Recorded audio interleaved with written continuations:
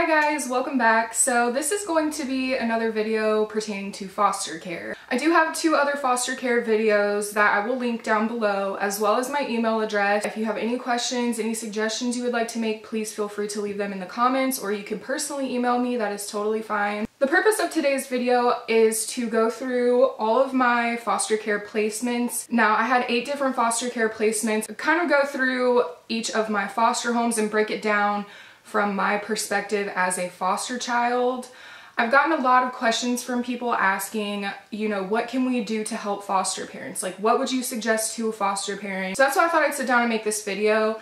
I did do a video before, kind of going through my foster care experience, and I really didn't like that video. I got kind of emotional, and I really didn't want to do that.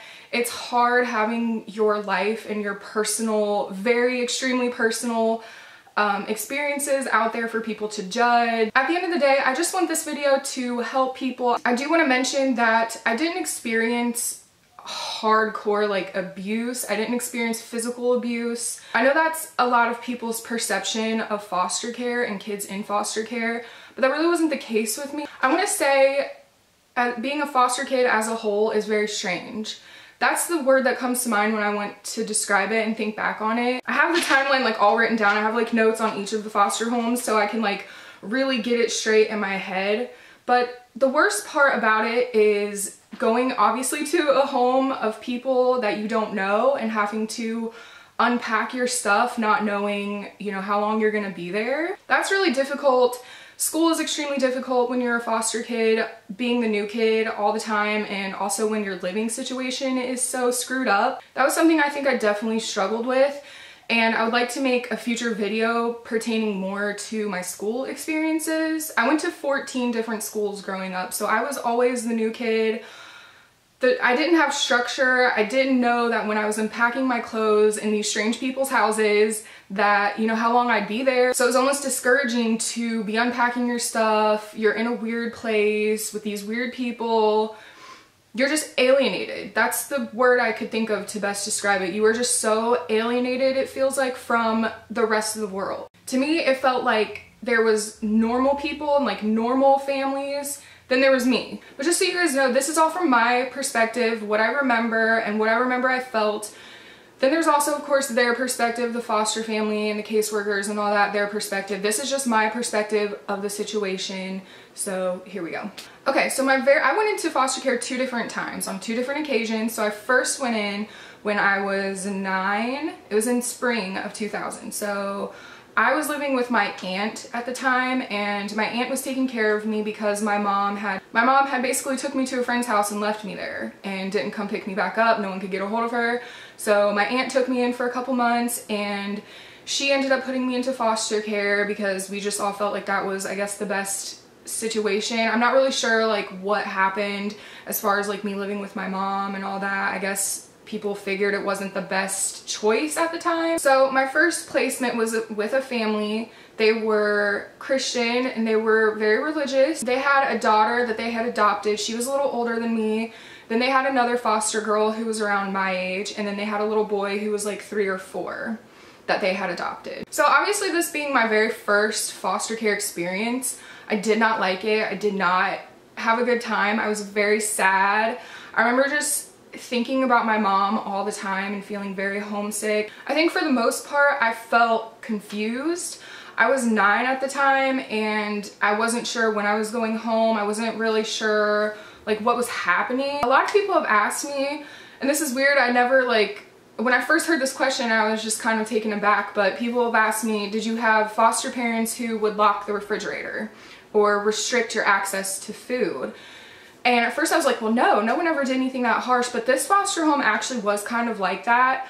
I didn't feel like I could go in the kitchen and go get food freely as I wanted. She always had to prepare the food for us. My perspective of it was that I wasn't allowed to go in the kitchen and just get things to eat if I was hungry. We only could eat at meal times when she prepared the food. We weren't allowed in the kitchen, and that really sucked. I was a growing girl. I'm very tall. I'm 5'10", so I was growing and I was hungry all the time. I was starving. I remember reading my case study, which is basically a written report of my foster care stay. And in that report, apparently my foster parents had told my caseworker that I hoarded food because I would eat and eat tons of food at meal times because I was just like starving. I was ravished. And to see that I hoarded food really hurt my feelings and kind of was like not the case.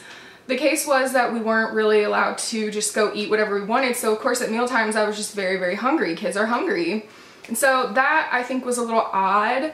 I think probably a lot of foster parents, and we'll go into this more, like they don't know what kind of kids they're gonna get, if they're gonna be like crazy and destroying their homes and things like that. So they kind of restrict access to the kitchen area. So yeah, I have experienced that, and I think it's really weird and it shouldn't be happening. I think if a kid's hungry and they're living in a home, like it should be their home too. If they want to go in the kitchen, get a snack, that's totally normal. I felt like I was made to feel like abnormal or something for being hungry. I also was forced to go to church with them every Sunday, and then if they had like vacation Bible school, stuff like that, which I don't want to get into religion and all that kind of stuff, but I'm not really a religious girl. I don't think it's right to force anything on people like that. Like that's just not right. That's not okay. It's still not okay with me. And I've had several families who kind of like made me have to go to church. Now that's not like a huge deal probably to a lot of you, but I felt like I was stripped of my identity. Like I was not allowed to be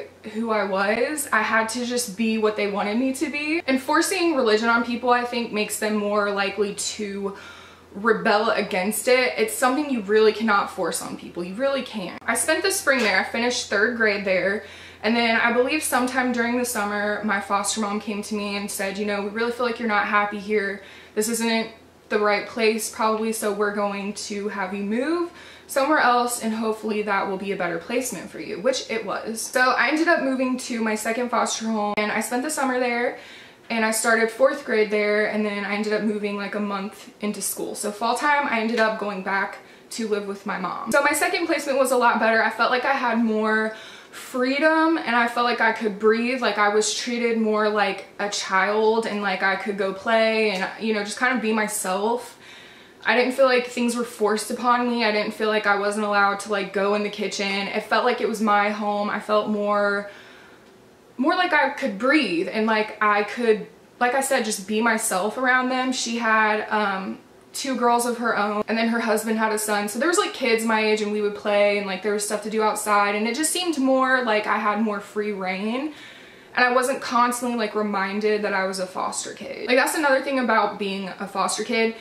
Like certain times you'll be reminded that you're not normal. Like you'll forget for a minute, like you'll start feeling like, okay, I'm normal again, I'm just a kid. And then like your caseworker comes around, or people start talking about like adoption, or, you know, talking about your parents, or your, you know, things will be brought up to where you're like, oh, I am a foster kid.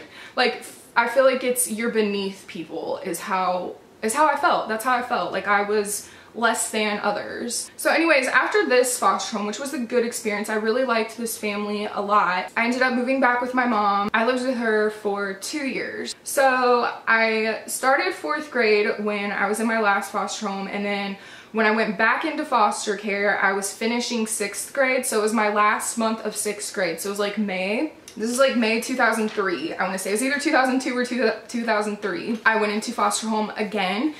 And this was with my 2 little brothers this time. The first time it was just by myself. This time I went in with my 2 little brothers because my mom again had left us with her boyfriend. She had left for a couple days, and they had made, my mom's boyfriend and my mom had made some kind of agreement over the phone that he would call Children's Services and have us taken for the weekend. So to them, they thought foster care was just like a babysitting service, I guess. Which my mom and her situation is a topic for a whole nother video that I will get into, I promise. But anyways, this is just about foster care. So we ended up going to different foster homes, which was devastating to me. So we were emergency like placements, which means like it's not permanent, I guess. Like they tell the foster parents like, look, we have these kids, can you take them for a night until we can like make further arrangements, whatever. It's just more like temporary. So this guy came and picked me and my brothers up. We had like 15 minutes to pack our stuff. Didn't know like what we could bring really. I remember just like packing my stuff in like garbage bags, like some clothes, what little clothes I had.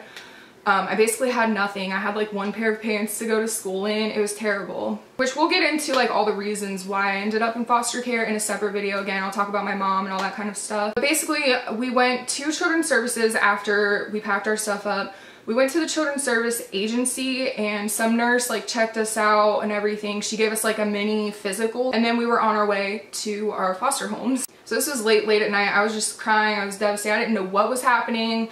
I didn't know like where we were gonna go. So I ended up getting dropped off at the Whites. That's my foster home. That's the foster home I aged out of. My brothers ended up going to another foster home like far away. It was a couple counties over. And I remember when they left, like I was devastated. I was just bawling my eyes out. I was hysterical.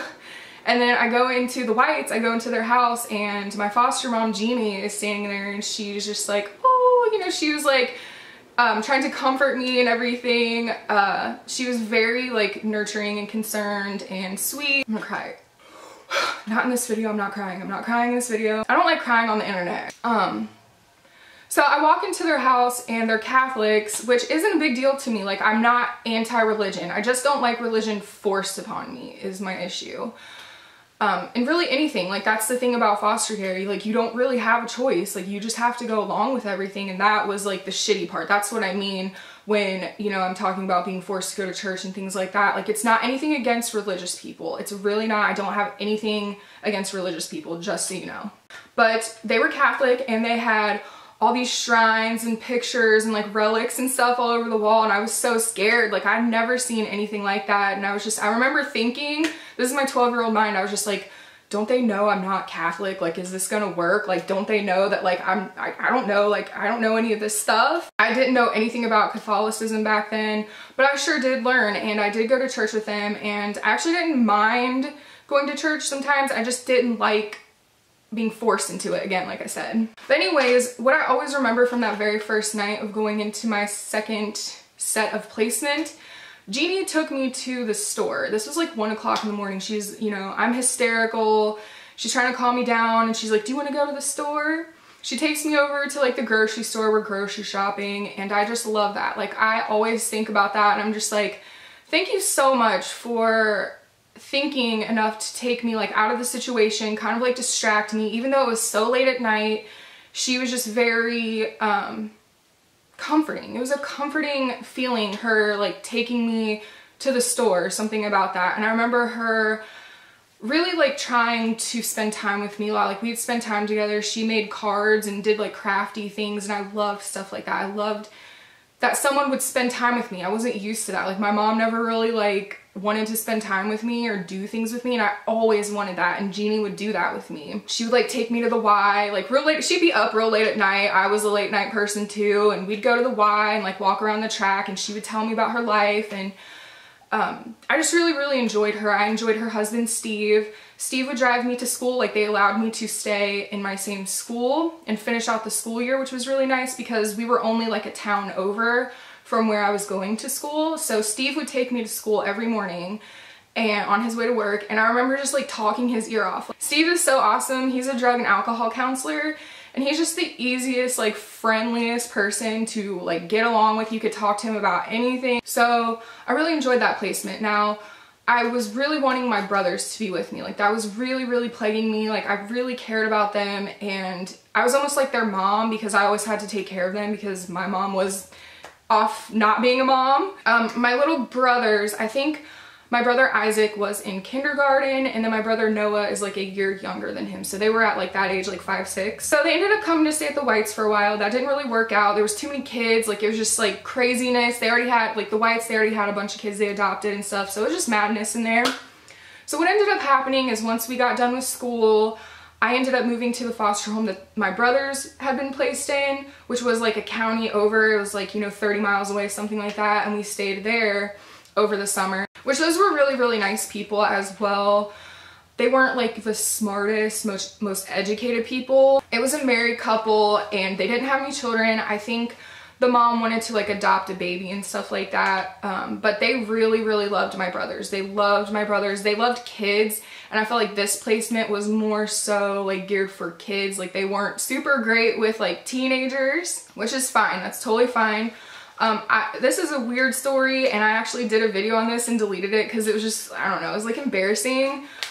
But I'd actually started my period in this foster home, and I was so embarrassed. I did not want to tell them. It was just a really awkward situation. I hadn't really been talked to a lot about like those kind of changes. I didn't really know what was happening, and so that was just kind of like a traumatic experience all in itself. I really suggest, you know, you talk to girls if you have them in your placement, like, you know, try to gently bring up the subject because not everybody is super comfortable with it. Like for me, talking about like periods and girl stuff made me very like extremely uncomfortable. I was extremely embarrassed.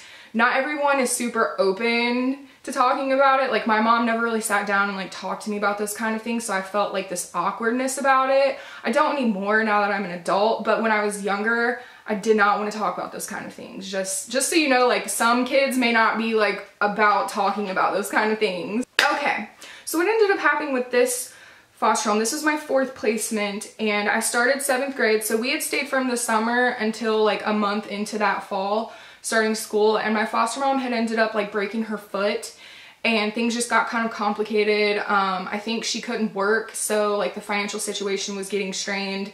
They were really, really nice people. I remember every month she would give us our allowance, which was like, I think foster kids, depending on what state you're in, like kids get like a $50 allowance, like each kid gets like 50 bucks a month, something like that. And she would always give that to us. We were always able to go spend that, which I thought was so nice of her. And I was a teenager, so I wanted to like buy makeup, buy clothes, have all that kind of stuff. So that was important to me that, you know, she gave me that. I know there's probably a lot of foster parents who wouldn't be so generous and would want to keep that money for themselves. Okay, so we ended up moving from there because, like I said, there was just some financial constraint, and I know that was really hard for them. I know they wanted to really keep my brothers. They were very close with them, and I know my brothers really liked them as well. So our 5th placement, we only stayed there for a month, and we ended up going to a really not so great part of the city. I was really scared. It was, you know, a really run-down area. I wasn't used to like living over there. And this lady was pretty mean, I will say. I'm glad we only stayed there for a month. She seemed really nice at first. It was a single African-American woman. She had older sons, and I think we were her very first placement in foster care. So I think she was more interested in getting girls, like getting teenage girls, which is fine. I think each foster parent kind of knows like where their strengths are as far as like, you know, what age group or like gender even that they would be more capable of taking care of. And I think this lady was less about taking care of little kids, especially little boys who want to run around and like, you know, tear stuff up and, you know, just go crazy. They're little boys. So I felt that she really liked me, but my little brothers were an issue, which that's hard because, you know, when foster parents say, well, we'll keep this one and not the other one, that's hard to deal with when you're 12 years old. So I remember like the downfall of this place in particular. Like at first I had my own room. My brothers had a room downstairs. She gave me her really nice, like huge room. It even had like a bathroom with it. That was mine upstairs. And her brother ended up coming home from the hospital. He had like open heart surgery. So he stayed upstairs in my room. And then on top of that, she ended up having her son, who lived in Chicago, come stay at her house with his wife. And then I think they had a little boy. So I ended up having to sleep on the floor in my brother's room. And the lady just ended up like getting so mean with us. I think she was just starting to get like overwhelmed. This again was like her first placement. So I don't think she was really like aware of, you know, what to expect. She'd also just moved into this house. Her previous house had burnt down. So she had us like outside every single day spray painting all her picture frames and all her like metalware. I remember having like dents in my fingers from like spray painting all her shit. I remember like giving my 2 little brothers a bath one time, and she was just being really nasty with them. And I remember her making my little brother cry. I don't know like what happened, but she was a bitch. And I remember like one day, the wife of her son was standing there doing the dishes, and I was sitting in the kitchen, and she turns to me, and I don't know this lady, and she was like, tell me if this is true, because I heard a story. You treat one of your brothers better than the other, which makes that one act out. And I'm just like, what? So 12 years old, I'm just like, what do you mean I treat one of my brothers better than the other and it makes the other one act out. Like, how's that my responsibility, first of all, that my brother's acting out? I'm not their mother. And who are you? Like, this isn't any of your business. Like, why would you bring that up to a 12-year-old when you're a grown woman? And I remember like bursting into tears and like crying. And I remember her husband even telling me like, she shouldn't have said that to you. It just really hurt my feelings because I worked really, really hard to kind of like be the structure for my brothers and kind of be the strong one. And, you know, to hear that from a stranger and something I've never heard of in my life, like, I loved my brothers equally. They were like my world. So for her to say that, like, really hurt me. And I didn't know like how to deal with that, being 12 years old and like being responsible basically for 2 little kids and then having someone like judge me. I just remember like that place just really like, we weren't in school. We were just kind of there like waiting to start school for a whole month. Just all types of like craziness. I remember her getting on the phone with a caseworker finally and being like, you need to come get these kids. They're tearing up my house, and hung up the phone. Like, she was angry. She was so angry all the time. And I don't really know why. She was just getting very frustrated. I think there was a lot of people in her house. I get that. I saw her again at like a foster care like picnic a couple months later. She was very nice to me. I could tell like she felt bad. Like, I could tell she wanted to do good, but she didn't. Okay, so we ended up moving from there after like a month. So I think we moved in like early November, late October, something like that. We ended up moving to a foster home with a married couple. Tracy and Danny is their name. And they lived in an apartment, which was kind of weird, I felt, for like foster care. I didn't know you could like run foster homes out of apartments, but that's beside the point. Who cares if it's an apartment, right? I just like, that was what was going through my mind. I was like, can you do foster care in apartments? So I lived with them from November to June. So I basically lived with them for like an entire school year. And I have my qualms with them. I have my good aspects of them. I did really like my foster mom. I bonded with her. But then I also had like some issues with her. She had 3 little girls of her own, and then we were the only foster kids. So I ended up sharing a room with her 3 girls upstairs. Her 3 daughters were pretty bratty. Then I had my 2 little brothers who stayed in a room downstairs. And a lot of times I had to like watch all these kids. I have a friend from 7th grade who's always like telling me about how we had to like babysit them kids, and like every night I had to like do the dishes. I remember that was like my chore. I had to clean the bathrooms. I had to do my own. So I had a lot of responsibility basically.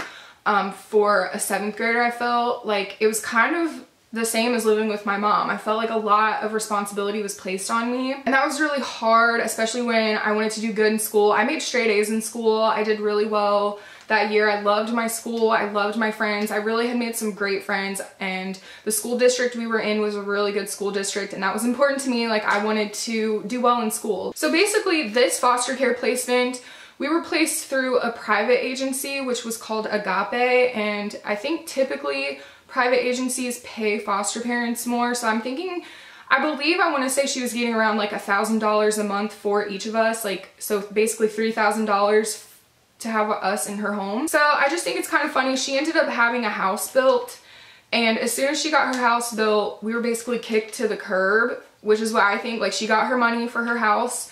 And then, you know, we were kind of tossed to the side after, you know, she got her money, because she basically was like making plans with us to move in, asking me like what I want my bedroom to look like and things like that. And she had this other foster girl that she was very attached to. She was a runaway girl. Her name was Amanda. And I think Tracy really, really wanted Amanda to stay with her and become like, you know, she had a very strong bond with her. And so Amanda was living with us at the time. And so I think Amanda fit into her idea of like a perfect family. Whereas like me and my 2 little brothers were just kind of like in the way now that she had Amanda back. Because Amanda was kind of like off and on with them. She'd like run away and come back, stuff like that. Tracy also, you know, grew up in foster care. So I think it kind of like touched her a little bit. Like Amanda was more relatable to her in a way, I guess, because she was out running the streets, and I feel like Tracy was more of that type of girl. They just clicked. And I felt like me and Tracy also clicked, but not in the same way Amanda and her did. Like, she even told me that Amanda was like her favorite foster kid. That's just how things kind of played out to me. In my mind, that may not be the case, but that's just what it looks like to me. So after we moved from there, this was during the summer, we ended up moving with this lady named Sherry. She lived in also a sketchy part of the city that I wasn't used to. She worked, so she would get up at like 6 in the morning and have to go to work, like be at work at like 8. I wasn't allowed to stay home by myself, which was really annoying. I wasn't trusted to stay home by myself, so I had to end up waking up at like 6:30 every morning during my summer. I'd go over to her daughter-in-law's house and stay there until like noon when I would go to like a teen center. She'd come pick me up on her lunch break or whatever, and I'd have to go to like this teen center downtown and just wait for her to get off work until like 5 or 6.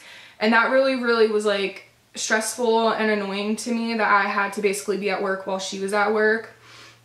When I was like 12 years old, I didn't do anything wrong. I wasn't a bad kid. I didn't see why I couldn't just stay home like a normal person. But some foster people are like that. Like they don't trust the kids in their house by themselves, and I have another story about that as well, which is fine. Like I realize there's a lot of craziness that you could be inviting into your home, but I felt like I was a very good girl and I didn't like feeling like I wasn't trusted. So we ended up staying there for a month, and I think again it was just hard for her to deal with 3 kids at once. We were her only foster kids at the time, and I just think it was too much for her to handle and juggle on top of having like a full-time job, and she was single, which is fine because we weren't happy there anyway. I didn't like it there. I didn't have any friends. That was like a really low point in my life. I remember moving from Tracy and Danny's because, you know, I'd spent a whole school year there, and that's a long time to be in one placement.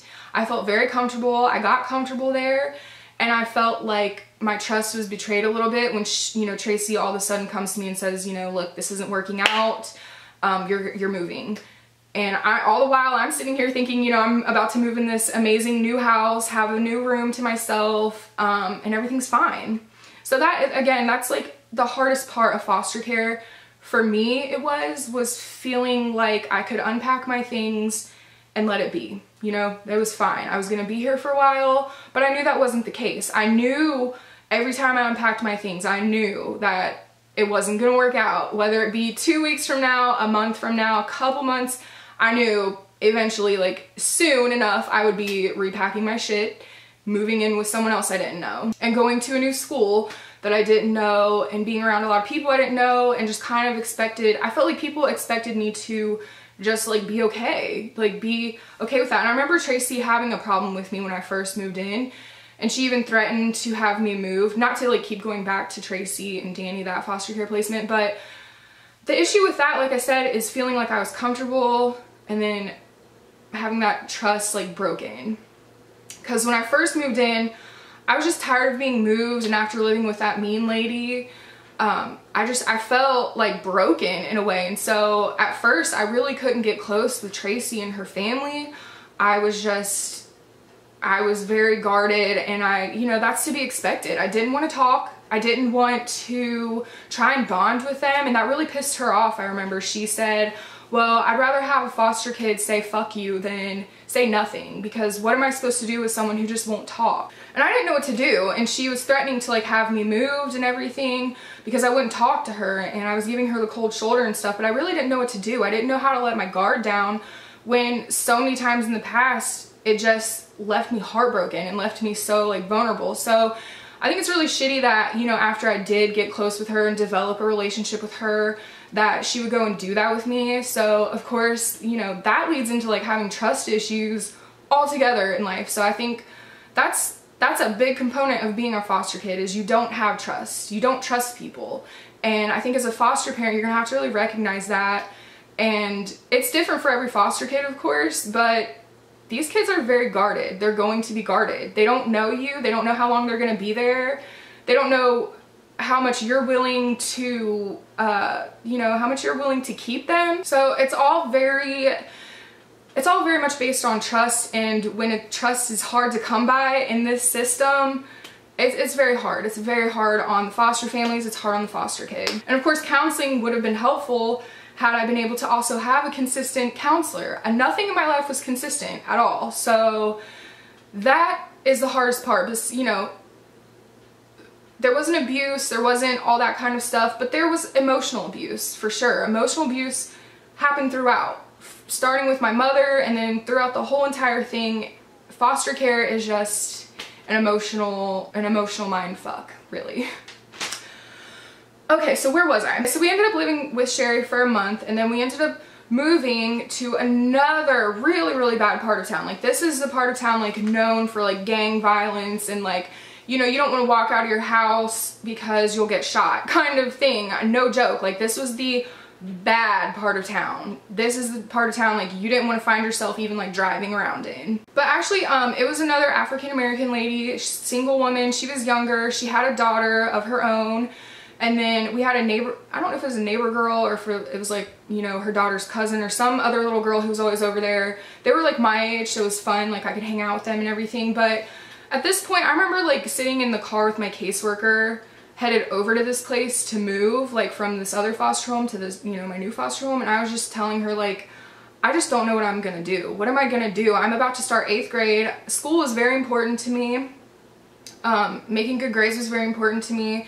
And to have a tumultuous living situation really stressed me out. You know, I really wanted to be secure and know that I was going to be where I was going to be at, and I didn't feel like that in this place. And I knew like going over there that we weren't going to be there for very long. It was just something I knew. So we had stayed there for like a week or two, something like, it was less than a month. And I remember telling my caseworker, like, I think I'm gonna have to separate from my 2 little brothers. I think that's the problem. I think that's why we can't get any stability, because in theory, it's great to want to keep these kids together, keep these siblings together. But in actuality, I felt like it was a lot for people to take on. It was really overwhelming, and I feel like that was the major component of why we got moved around so many times, is because it was just too much for people to handle. And I totally get that. So I told her that I wanted to go back to my original foster home, the Whites, with Jeannie and Steve, and she said that was a great idea. And I had carried guilt about that for so many years. Even my little brothers asked me like, why did you leave us? Things like that. I felt really bad for leaving them. I really, really did. But I'd actually talked to a counselor about it a couple years ago, and she said, do you think that they would have let you do that? You know, they don't just let foster kids make decisions like that. And, you know, she was basically like, do you think they'd let you do that if that wasn't the right decision? You know, that was just the right thing to do. We needed to be separated. So I ended up going back to the Whites shortly before I started my 8th grade year, and I lived with them 8th grade until I was 17, and then you guys can watch the rest of that story in the video down below. God, this video is a million years long. I just feel like I have so many things I want to say. But basically shortly after that, I think I was about 16, my mom was finally able to get us back, and my brothers went to live with her. I declined living with her because I just knew it wasn't gonna work out. I knew that she couldn't provide stability, and it was just gonna be the same old mess over again. You know, I knew that for my brothers it was the right thing because they were still little, they still needed her, which was really sad to have to separate from them when we had been so bonded through this experience. And even before we went to foster care, like I had said, like they were basically like my children, and that from that point on, like we were basically separate. And even to this day, like we're not super close. Like I'm not super close with any of my siblings because we didn't get a chance to have that kind of family structure where, you know, we bonded and we're very close. Like we were always ripped apart. And so now we all kind of like live our separate lives and kind of are in touch with each other here and there, which is really, really unfortunate because I loved my brothers. Like they were my life, they were my world. If anything happened to them, if I didn't know where they were, like I was just freaking out. So yeah, you guys, I think that's about it that I have to say for this video. I hope that I could maybe give you some perspective. I hope that I touched on all the things that I keep hearing from you guys in my other videos. But basically, I think if you're a foster parent, you just have to play these things by ear. You have to know your strengths and don't be taking on more than you can handle. I know it can seem like you want to save the world and save all the kids. Like that's what I want to do. I definitely want to work with foster children in some type of way. I know that's my calling, and I know that feeling where you want to help them so desperately. And it's okay if you can't. If you try and your heart is in a good place, I think that is the best thing in the world that you could do for these kids. I think it's so important for them to know that someone cares about them and genuinely cares about their well-being and wants to see them succeed and not fail. It doesn't feel good to be a foster kid, to have your mom not be able to take care of you. That's degrading in itself. So just be mindful. Like I would say that this is probably the perspective of many kids who are in foster care. Now I know a lot of kids come in and they come from really, really, really bad homes. Like they come from being beaten and starved and just crazy things like that. So foster care for them is probably, you know, a light at the end of the tunnel. And that's great. But for me, it kind of added to the turmoil that was already there from my mom and my family and stuff like that. There were good times and there were people who really supported me. And then there were bad times with people who were not so supportive and not so nice. I'm glad that I wasn't traumatically abused. I'm thankful that I can live to tell this story, because also some foster children get murdered in foster care. It's happened here locally. Like, it's crazy. It's really, really sad. It's a really, really sad circumstance, but it doesn't have to be. Like I'm trying to say, some of these kids find their saving grace in these foster homes, in these foster families. So I'm never discouraging of that. I hope that these kids can find good homes, and I'm hoping that there are good homes out there for these kids. So anyways, I'm gonna quit talking. This video is so long. If you guys have any questions, concerns, if you would like to email me, if you'd like to talk to me, feel free to leave those in the comments. Everything you need to know will be listed in the description box. I really appreciate you spending some time with me, and any questions you have, I'm happy to answer them always. So thank you guys so much for watching, and I will see you soon. Bye.